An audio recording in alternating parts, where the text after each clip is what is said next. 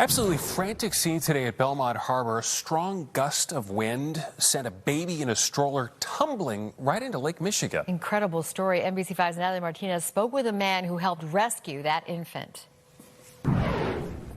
It was not the afternoon anyone expected at Belmont Harbor Wednesday. The stroller was right next to her, and a gust of wind, and it started moving. And I mean, it happened all in the span of a couple of seconds. Before I could even yell anything, I just heard it go over, and I heard her scream, and I knew the kid was in the stroller still. In fact, Chicago Fire says that kid was just a little 8-month-old boy. Louis K. Post says another young man, who he only knows as Leo, spared no time in jumping into the bitterly cold lake water off the small pier here.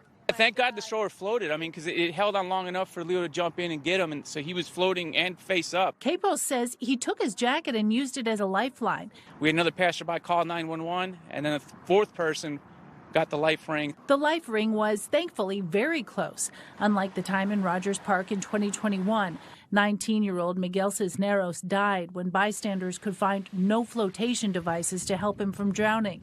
Community activists hung their own life rings at Pratt Pier in hopes it would never happen again. Just having them present seems to make a huge difference, and it certainly made a difference today. Today at Belmont Harbor, the quick thinking of perfect strangers made this incident, while potentially grave, end with non-life-threatening injuries. Leo's Chicago's newest hero. Lewis says there was a language barrier between he and the caregiver, and it's unclear if that was actually apparent or not.